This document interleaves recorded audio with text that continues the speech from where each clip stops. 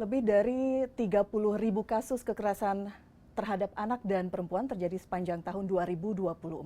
14.000 diantaranya adalah kasus kekerasan seksual. Betulkah Indonesia kini dalam status darurat kekerasan seksual? Apa upaya yang bisa dilakukan untuk mencegah kasus ini kembali berulang dan menekan angkanya? Kita akan bahas bersama dengan Menteri Pemberdayaan Perempuan dan Perlindungan Anak, Arifah Fauzi. Bu Arifah, selamat pagi. Selamat pagi Mbak Elvira, apa kabar? Alhamdulillah sehat, semoga Sehat, Ibu juga ya? dalam kondisi sehat. Alhamdulillah sehat. Tinggal hitungan hari Bu, 3 bulan Mhm. resmi menjadi seorang menteri, tanggung jawabnya luar biasa. Sejauh ini Bu, di lapangan apa saja yang sudah Ibu temukan? Banyak sekali ya ketika saya menjabat sebagai Menteri Pemberdayaan Perempuan dan Perlindungan Anak.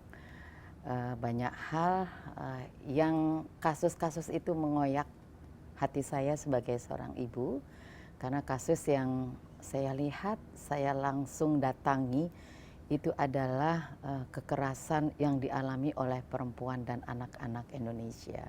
Yang pastinya kita sangat tidak mengharapkan kejadian itu gitu. Tetapi mungkin selama ini dari beberapa kali kami menangani kasus dan turun langsung ke lapangan, analisa kami sementara ini bahwa kekerasan yang terjadi terhadap perempuan, terhadap anak maupun yang dilakukan oleh anak sementara ini karena pola asuh dalam keluarga, dan yang kedua adalah pengaruh dari media sosial. Sehingga kami akan berupaya melakukan banyak hal, mulai pencegahan, kemudian pendampingan, penanganan, sehingga kasus itu bisa terselesaikan dengan baik. Baik, kita mulai satu-satu ya Bu ya, pencegahan dulu. Pencegahan. Sempat ramai juga wacana pembatasan gadget, penggunaan gadget gitu untuk usia tertentu. Menurut identifikasi Ibu Menteri sendiri, seberapa besar sebenarnya pengaruh sosial media, gadget ini kita kaitkan dalam konteks kasus kekerasan yang dialami oleh anak-anak? Gadget atau media sosial ini sebetulnya sesuatu yang tidak bisa kita tinggalkan. Karena bagaimanapun kalau kita menggunakan secara bijak itu pasti manfaatnya banyak sekali. Namun sayangnya saat ini khususnya untuk anak-anak penggunaan gadget ini belum bijaksana ya. Jadi perlu kerjasama dari semua pihak. Beberapa waktu yang lalu kami sempat silaturahmi dengan Mendikdaksmen Profesor Mukti. Kami menyampaikan, Prof, mohon maaf kami dari kementerian kami mengusulkan bagaimana tugas anak-anak di sekolah tidak lagi menggunakan gadget, tetapi secara manual seperti dulu sebelum kita ada COVID. Misalkan ada buku penghubung antara orang tua dengan wali murid, wali kelas, sehingga membaca dan menulis itu akan berbeda hanya ketika melihat secara di medsos di gadget gitu.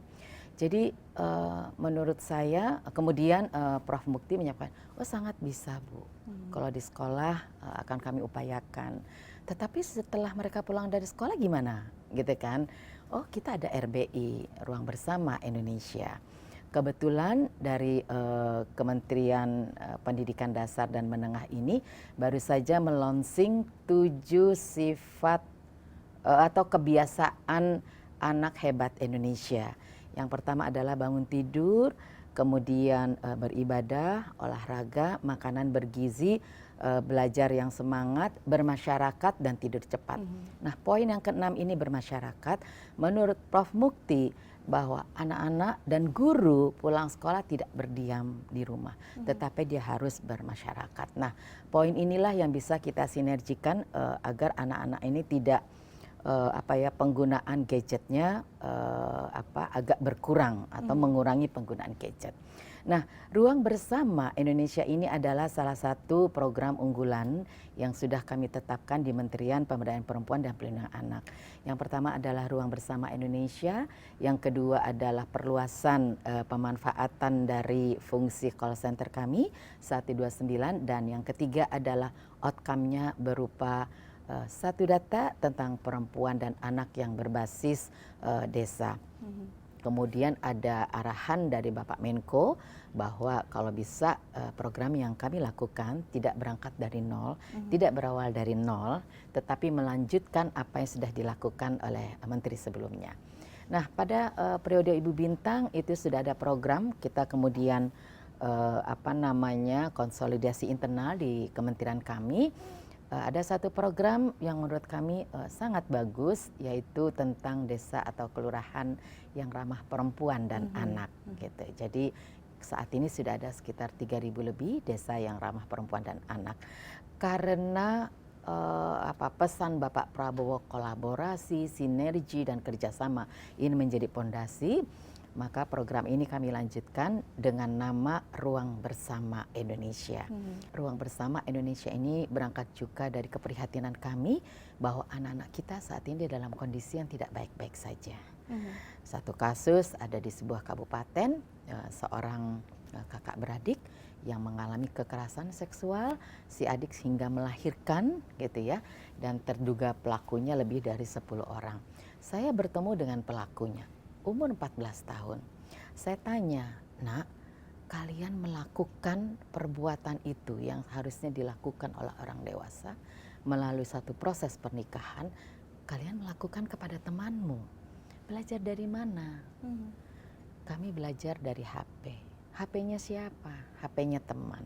Di mana ngelihatnya? Di rumah. Di mana rumahnya? Di teras. Dengan siapa? Rame-rame, Bu, sekitar 6 orang. Orang tua nggak tahu. Tahu? Oh ya? Siapa yang tahu? Ibu. Terus ibu bilang apa? Itu di depan lagi pada ngapain ya di teras? Lagi belajar. Si ibu hanya stop di situ, tidak mengecek apa yang sebetulnya mereka tonton. Jadi anak umur 14 tahun menonton hal yang sangat tidak baik yang bukan untuk usianya. Usia segitu kan lagi masa puber. Rasa ingin tahunya tinggi, rasa mencobanya tinggi.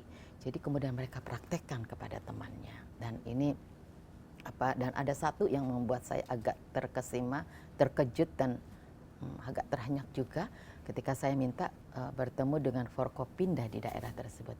Ada seorang bapak yang menyampaikan begini, "Ibu Menteri, kenapa kasus ini sampai viral tingkat nasional? Padahal di desa kami tentram aja, damai, nggak ada gejolak apapun." Saya langsung terhenyak, saya diam sebentar, saya tanya, "Bapak, ini nggak salah nih pernyataan Bapak. Kalau menurut saya, masyarakat Bapak ini dalam kondisi sakit, dalam tanda petik. Ada kakak beradik usia 14-16 tahun, mengalami kekerasan seksual sampai melahirkan 2 tahun yang lalu, tetapi masyarakatnya tidak mau tahu atau pura-pura tidak tahu. Menurut saya ini ada sesuatu yang keliru di masyarakat Bapak," saya bilang gitu. Karena apa? Kepedulian, kerekatan antar anggota masyarakat itu sudah tidak ada lagi. Saya bilang masyarakat Bapak ini ada masyarakat yang asosial, tidak mau tahu tetangganya kesusahan, tetangganya ada apa. Mungkin pura-pura tidak tahu juga. Dan ini bukan di kota besar. Bukan di kota besar. Yang harusnya di desa, itu kan orang dulu ya, ada jarum jatuh aja ibaratnya, sedesa tahu. Tapi ini ada kakak beradik yang tidak punya ayah, yang ibunya buruh cuci, yang tidak setiap hari dapat upah, mengalami ketidakadilan, tetapi masyarakatnya diam saja. Jadi berangkat dari ini, kemudian saya terinspirasi untuk mengerekatkan lagi anggota masyarakat untuk saling empati, saling peduli. Maka kita namakan Ruang Bersama Indonesia. Ruang Bersama Indonesia ini jangan dilihat secara fisik bahwa harus ada ruangan yang tersedia, harus kita bangun gitu. Nanti kita nggak jalan-jalan, Mbak. Tetapi Ruang Bersama Indonesia ini lebih kepada fungsinya. Nah, di Ruang Bersama Indonesia ini karena keprihatinan dari kasus-kasus yang saya lihat itu Tadi penyebabnya salah satunya pola asuh dan yang kedua medsos. Maka ketika dari Mendikdasmen ini ada program 7 kebiasaan hebat anak Indonesia, poin ke-6 tentang masyarakat ini, ketika anak-anak pulang dari sekolah, mereka akan ada di ruang bersama Indonesia. Apa yang kami siapkan di sana? Yang pertama, kami akan bekerja sama dengan pihak manapun yang punya kepedulian untuk anak-anak kita sebagai generasi emas di 2045 dengan menyiapkan permainan tradisional yang berbasis kearifan lokal. Jadi permainan tradisional yang ada di Aceh akan berbeda yang ada di Papua, Kalimantan, Jawa. Mereka akan menguatkan tradisi dan kebudayaan masing-masing. Kenapa kami pilih permainan tradisional? Karena menurut kami permainan tradisional ini mempunyai filosofi yang sangat tinggi. Permainan tradisional itu tidak ada yang sendiri. Mereka pasti bersama-sama. Harus bekerja sama. Bekerja sama. Ada nilai-nilai penanaman karakter dalam permainan tradisional. Mereka harus kompak. Mereka harus antri. Nggak boleh curang. Harus korporat bersama-sama. Dan yang paling penting tanpa disadari, di situ ada nilai-nilai Pancasila. Di mana mereka tidak membedakan agamanya. Mau Islam, Kristen, Buddha, Hindu, mau kaya, mau miskin, mereka nggak peduli, Mbak. Anak-anak nggak mengerti itu. Mereka akan tetap bermain bersama.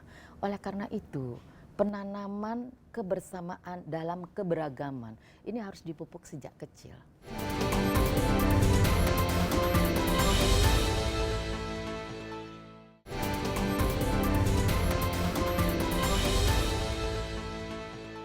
Menurut Ibu kondisinya saat ini anak-anak kita sudah tidak bersosialisasi, sudah abai karena terlalu fokus dengan gadget dan medsos. Iya, anak-anak sekarang mager. Mereka pulang sekolah lebih asik di kamarnya mojok, di ruang tamu mojok. Mereka merasa ramai di kesendirian. Dia seolah-olah berteman banyak, tapi sebetulnya sendiri. Makanya anak-anak sekarang ini mungkin ketika dia bersosialisasi, bertemu dengan masyarakat, mereka tidak banyak interaktif. Karena mereka lebih asik dengan dirinya gitu ya. Jadi di sini menanamkan ego yang sangat kuat gitu. Nah, kenapa ini perlu kita tanamkan?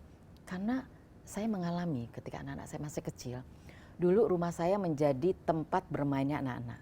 Saya lebih memilih rumah saya kotor dengan banyaknya anak-anak yang ke rumah daripada anak saya yang harus keluar gitu.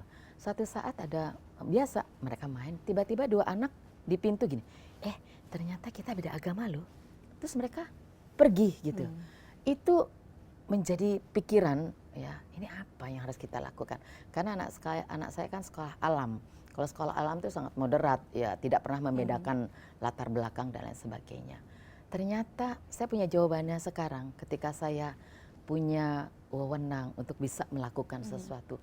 Disinilah mungkin jawaban dari beberapa tahun yang lalu. Nah, di ruang bersama ini anak-anak tumbuh karakternya sebagai anak Indonesia. Yang kedua, di ruang bersama ini kami sudah berkoordinasi juga dengan Mendikti. Kami mengusulkan, Prof, bagaimana kalau para mahasiswa sebelum diwisuda diwajibkan untuk magang di ruang bersama Indonesia. Jadi yang jurusan psikologi, bagaimana mendampingi masyarakat yang butuh dampingan psikolog. Gitu. Kemudian yang hukum dan sebagainya. Mereka yang punya basic kesenian, ajarilah anak-anak kita supaya mereka punya aktivitas yang maksimal, jadi tidak mager di rumah. Nah, yang ketiga, keprihatinan kami adalah bahwa anak-anak kita sekarang semakin tidak mengenal negerinya sendiri, Indonesia. Saya tanya ke mahasiswa-mahasiswa, adik-adik, tokoh idola kalian siapa sih? Dari luar, Mbak. Sedih saya, prihatin. Padahal kita punya tokoh pahlawan yang luar biasa. Bagaimana kita lepas dari penjajah, itu kan karena peran dan yang luar biasa lah ya, tugas perjuangan dari pahlawan-pahlawan kita. Tapi mereka tidak mengambil idolanya dari luar. Kita punya Soekarno, punya Muhammad Hatta, Kartini, Dewi Sartika, Cut Nyak-Dien. Mereka tidak mengenal. Oleh karena itu di ruang bersama Indonesia ini yang ada dalam bayangan kami yang harus kami realisasikan, ada pendongeng-pendongeng yang bercerita tentang hebatnya Indonesia, tentang indahnya Indonesia untuk membangun nasionalisme anak-anak kita. Sehingga ketika nanti dia menjadi pemimpin, dia tidak lepas dari akar budayanya. Ini penting karena akar budaya itulah yang akan menguatkan sebagai karakter anak Indonesia. Jadi pondasi dari Ruang Bersama Indonesia ini adalah gerakan perempuan Indonesia menguatkan desanya dengan menjahit kembali, menjalin kembali rasa kebersamaan di tingkat desa. Ini pondasi yang luar biasa yang sebetulnya kita butuhkan. Sehingga ketika ada KDRT dalam keluarga, mereka tidak segan-segan untuk bercerita. Ini saya kok mengalami seperti ini. Bagaimana ya penyelesaiannya? Jadi kita akan idealnya akan membangun ruang yang nyaman untuk siapapun, untuk anak-anak, untuk perempuan, untuk bapak-bapak dan semuanya. Kita mengembalikan lagi bagaimana kemudian kondisi masyarakat kita seperti dulu. Dulu yang kuat gitu. Yang kuat, rukun, saling kenal. Memang mimpi saya terlalu tinggi, mimpi kementerian kami.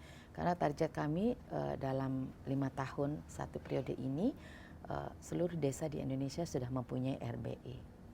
Memang harus mimpi tinggi. Ya. Karena kami yakin bahwa Mbak Elvira, Ruang Bersama Indonesia ini tidak harus berangkat dari desa atau kelurahan yang ramah perempuan dan anak. Tapi kita bisa berangkat dari komunitas yang sudah ada, yang sudah dibangun oleh para aktivis-aktivis gerakan di tingkat desa, tinggal menambah kontennya saja. Oh, kita bergerak di desa damai. Oke, gerakannya apa? Boleh nggak kita masuk di situ, menambahkan bahwa tidak ada lagi kekerasan dalam rumah tangga, tidak ada lagi kekerasan yang dialami oleh perempuan, tidak ada lagi kekerasan terhadap anak ataupun yang dilakukan oleh anak, tidak ada lagi perempuan-perempuan yang anemia, anak yang stunting, kemudian anak yang putus sekolah, perempuan-perempuan yang tidak mandiri secara ekonomi.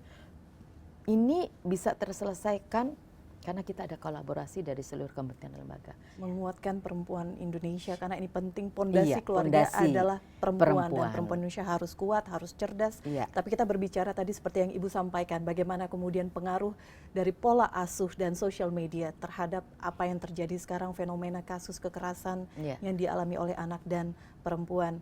Trennya adalah no viral, no justice dalam kasus-kasus kekerasan yang terjadi, khususnya kekerasan yang terjadi di dalam ruang lingkup domestik, rumah tangga. Bagaimana kemudian memastikan para wanita yang kemudian mengalami kekerasan bisa berani speak up? Seperti tadi yang Ibu sampaikan, program sudah ada, tapi di satu sisi kita harus cepat, geraknya juga harus ditunggu begitu. Jadi program kami ini salah satunya adalah bagaimana menguatkan perempuan. Menguatkan perempuan itu bukan sekedar dari segi ekonomi, bukan dari sekedar merekatkan saja, tetapi ini adalah program yang kalau dibilang ideal saya terlalu tetapi bagaimana perempuan ini dia tahu bahwa dia punya potensi dalam dirinya. Ketika dia mengalami kekerasan, dia harus berani untuk berbicara. Karena selama ini kan bukan hanya perempuan saja yang tidak berani berbicara. Anak-anak juga ketika mengalami kekerasan, dia tidak punya keberanian untuk berbicara. Nah, dalam ruang bersama ini, kita akan ada parenting atau pertemuan di tingkat desa. Bagaimana kalau idealnya need assessment, ya misalkan di desa ini kecenderungannya perempuan butuh apa, ini akan kita carikan solusinya. Misalkan bagaimana sih pola asuh dalam keluarga. Kita akan bekerja sama misalkan dengan perguruan tinggi, narasumber-narasumbernya untuk memberikan wawasan, pemahaman, dan bagaimana mereka harusnya bertindak ketika mengalami kekerasan dalam rumah tangga. Tapi seringkali berhadapan dengan pihak-pihak yang kemudian membuat para perempuan kita dan para anak-anak kita tidak berani untuk berbicara. Iya, jadi penyadaran ini bukan hanya kepada perempuan, tetapi kepada semua pihak yang terkait. Perlu saya sampaikan, ketika ada kasus-kasus, bukannya aparat penegak hukum tidak melakukan sesuatu. Saya yakin mereka melakukan sesuatu, hanya saja masyarakat itu kan pengen cepat-cepat. Apa sih hasilnya? Cepat tentukan pelakunya dan ya. Tapi dari aparat penegak hukum, mereka nggak bisa sembarangan. Mereka perlu penyelidikan, perlu mempelajari kasusnya seperti apa, sehingga ketika ditetapkan benar-benar berdasarkan dari bukti dan segala sesuatunya yang sesuai dengan peraturan yang berlaku. Jangan sampai ketika ditetapkan karena desakan macam-macam ternyata penyelidikannya belum selesai. Jadi ini perlu ada pemahaman bersama, iya kita butuh segera penanganan, butuh segera penetapan hukum bagi si pelaku untuk ada efek jerah. Tetapi di sisi lain kita juga harus memahami bahwa aparat penegak hukum tidak bisa semena-mena langsung menetapkan. Jadi ini perlu kesadaran bersama. Saya yakin penegak hukum ini tidak mau melakukan sesuatu yang gegabah. Mereka juga ingin segera menyelesaikan persoalan ini. Seperti kasus Banyuwangi, mereka tuh sampai rekonstruksi 2 kali kalau tidak salah, karena tidak mau ada sesuatu yang keliru dari apa yang harus ditetapkan. Jadi ini perlu pemahaman dan kesadaran bersama dari berbagai pihak lah. Media juga punya peran yang penting ya, karena kan kadang media suka ini tuh lama sekali gitu, karena memang prosesnya seperti itu. Jadi mari kita bersama-sama saling menghargai apa yang sudah menjadi tugas kita. Saya yakin semua ingin segera cepat, ingin segera diputuskan, karena mereka ingin ini pelakunya nih memang harus dikasih efek jerah, tetapi ada proses yang harus dilalui.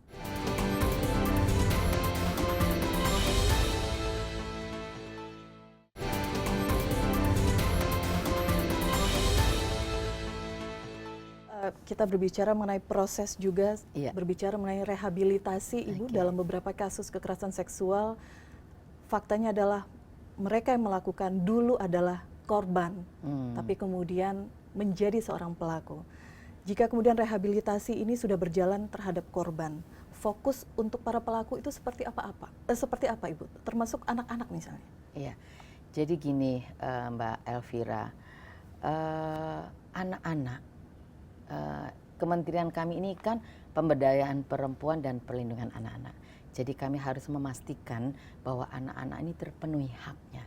Baik anak yang berhadapan dengan hukum, kami tidak menyebutnya sebagai pelaku ya, tetapi anak yang berhadapan dengan hukum. Kemudian anak yang menjadi korban ya, ini harus tetap terpenuhi haknya. Sehingga kami harus pertama mendampingi, kemudian kalaupun ada kasus hukum yang kami harus juga ikut mendampingi, memantau agar faktor atau keadilan itu tetap ada di proses itu gitu. Jadi tempat-tempat rehabilitasi juga untuk anak, kami juga harus memastikan bahwa dalam proses rehabilitasi hak-hak anak harus tetap terpenuhi. Gitu. Sejauh ini Ibu kita berbicara mengenai kasus kekerasan seksual yang dialami oleh anak. Iya. Kita melihat dan kadang-kadang bertanya, kok bisa pelaku di bawah umur, korban kadang-kadang usia masih balita atau di bawah 10 tahun. Gambaran besar Bu, Ibu memang mengatakan saat ini kondisi anak-anak kita tidak baik-baik saja. Ya. Selain program tadi, apakah ada target tertentu lainnya yang mungkin dalam ini 3 bulan 100 hari biasanya ditanya Bu, apa yang sudah dilakukan? Iya, 100 hari ini, jadi kami pernah menanyakan bahwa kita 100 hari ini apa yang bisa kita lakukan gitu. Dan saat di rapat Pak Presiden menyampaikan maksudnya gini, 100 hari ini oke, bisa melakukan sesuatu, tetapi akan lebih baik ketika sesuatu yang direncanakan itu tidak terburu-buru karena harus 100 hari. Lebih baik diprogram secara jelas, kemudian direncanakan secara detail, secara maksimal gitu ya, sehingga bisa terukur. Jangan terburu-buru karena harus 100 hari.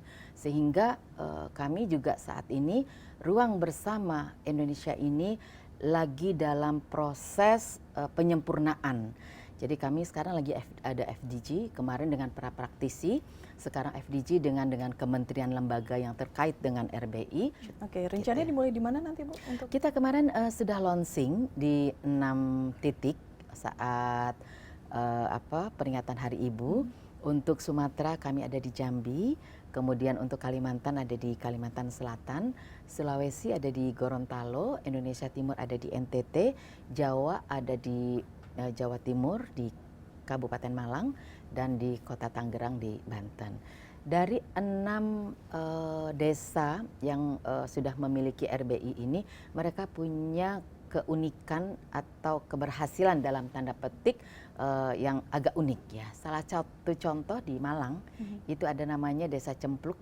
Itu di situ tidak ada stunting, tidak ada kekerasan terhadap anak, tidak ada kekerasan terhadap perempuan. Ini bagi saya nilai yang sangat oke ya. Apa sih sebetulnya yang dilakukan di desa tersebut? Padahal di desa sebelahnya kriminalitas tinggi, angka stuntingnya tinggi, KDRT-nya juga tinggi. Nah, dari ini kita belajar, kemudian apa yang dilakukan oleh desa ini akan kita jadikan indikator bagaimana mereka bisa merealisasikan ini. Apakah cara-cara ini bisa diterapkan di desa lainnya? Kemudian salah satu contoh lagi di Kalimantan Selatan, di Desa Pulau Sewangi. Kepala desanya perempuan, sebelumnya beliau sebagai guru, tapi diminta oleh masyarakat sekitar untuk melepaskan jabatan sebagai gurunya untuk bersedia dipilih menjadi kepala desa. Saat saya ke sana, beliau cerita, Ibu Menteri, saya ini hampir saja dipermasalahkan berkasus dengan salah satu warga saya. Kenapa? Bu Syarifah, namanya Bu Syarifah. Karena ada salah satu warga saya yang ingin menikahkan anaknya, anak perempuannya, usianya 18 tahun 6 bulan. Si kepala desa tidak mengizinkan karena peraturan yang ada 19 tahun baru boleh dinikahkan. Si ibu ini nggak puas, dia langsung ke KUA. Kepala KUA-nya telepon, Bu Kades, ini gimana nih si ibu ini maksa untuk anaknya dinikahkan. Apakah karena kecelakaan? Enggak sebetulnya. Maksudnya harus dinikahkan cepat. Enggak, bukan karena itu gitu. Bu Kadesnya jawab, ya kalau Bapak KUA mau nikahkan, nikahkan aja. Tapi udah tahu ya peraturannya, dan catat saya tidak merekomendasikan, nggak jadi. Kemudian datang lagi si ibu ini, Bu Kades, saya akan membawa pengacara karena saya tidak boleh menikahkan, ini kan hak saya, anak-anak saya ya. Oh silakan, mau datengin berapa? 5, 10, 15 pengacara, saya tunggu, nggak berani juga. Seminggu berikutnya datang lagi nih si ibu, dia protes karena di desa sebelah anak umur 15 tahun boleh dinikahkan. Dia bilang, Bu Kades, itu di sebelah 15 tahun boleh dinikahkan. Anak saya loh, cuman kurang 6 bulan. Kenapa kok nggak boleh? Gitu. Oh gitu. Oke, sekarang saya buatkan surat ya. Ibu pindah menjadi warga desa sana supaya bisa nikahkan anaknya. Saya buatin ya, ibu pindah tapi menjadi orang. Nggak jadi akhirnya. Kesimpulan saya bahwa ketika seorang pemimpin dia menjalankan aturan sesuai dengan aturan yang berlaku dan dia tegas, saya pikir tidak akan ada persoalan yang terjadi. Karena pemimpinnya tegas di situ. Saya tanya, kenapa sih Bu Kades orang cuma 6 bulan aja kok, kenapa sih nggak diizinin? Saya nggak mau ada anak stunting lahir di sini. Itu kan komitmen yang kuat. Jadi bagi saya ini pelajaran penting ketika kita apalagi seorang pemimpin yang di situ dia punya kewenangan untuk melakukan sesuatu.